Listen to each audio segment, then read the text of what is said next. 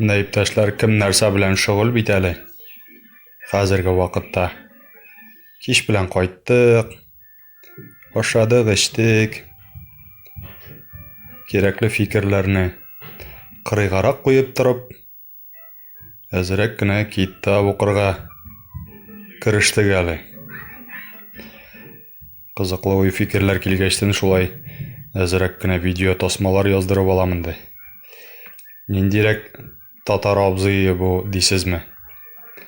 Кемгә ошаган дисез? Бу татар абзые түгел. Бу була безнең Прабхупада. Сатсварупа дас Госвами. Человек святой, его жизнь, его наследие. Мен үземә бер максат куйдым әле. Ничегрәк уйлыйсыз, китап укырга тиешме хәзерге кеше? Хәзерге современный кеше дип әйтик инде. Әллә шушы видео тасмалар, кыска тасмалар да җитәрлекме? Карап утырсаң Instagram аркылы, YouTube аркылы. Но максатыма ирешәм. Полкада бүгенгесе көндә минем хәзер 1, 2, 3, 4, 5, 6, 7, 8 китап тора. Кешедән алган. Күбегез беләсездер инде, күргәнегез бардыр, урамда буддистлар сары шалманнарына шырналып, Харе Кришна җырларын җырлап, шушындый китаплар тараталар. Озак уйламыйча гына уйлап тордым да әйтәм, китап укыган кеше барыбер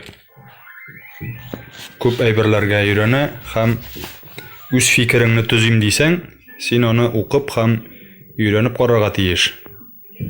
Гомеремдә дә уйламаган идем. Индус буддистлары турында китап укырмын дип. Бу китапны укыгачтан мин үземә бер төрле фикер җөртәчәкмен хәзер. Кеше сөйләгән белән генә түгел, нинди эшләр шөгыльләнгән, биографиясе, кем булган бу, ниндирәк уй фикерләр белән йөриләр шушындый буддистлар, монахлар дип әйтик инде. Бу Америкага күчеп килгән кеше, шул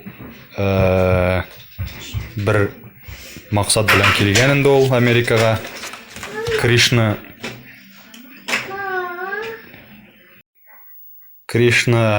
буддистларның табыну алласы була инде. Бу шул Кришна белән бәйле бүтән куйган максаты Америка халкына, бу 60-нчы елларда Америка халкына как раз хиппилар чыга торган заманда була инде бу.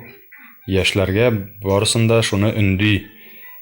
Әйдәгез Кришна сүзен гел кабатлап, мәсәле Харе Кришна җырын көйен көйләп дип шуны арттырга килә бу. Шуның турында укып барам әле, укып бетермәгән, яртысына гына килеп җиттем. Әгәр дә эштәлеге бик кызык булса, язырсыз комментарийга. Мин сезгә алдан артына кадәр полностью сөйләп күрсәтермен.